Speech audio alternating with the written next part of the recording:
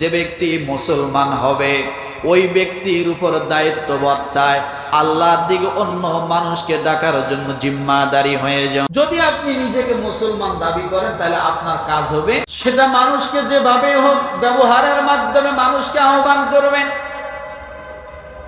সহযোগিতার মাধ্যমে মানুষকে আল্লাহর দিকে আহ্বান করবেন। এক কাপ চা খাওয়ালেন, নিয়ত থাকতে হবে লোকটা যেন নামাজি হয়, লোকটা যেন ভালো হয়, কথা ঠিক কিনা? কারণ শাসন দিয়ে সব সময় চলে না, কারণ ভালোবাসা দিয়ে মানুষের মন জয় করতে হয়।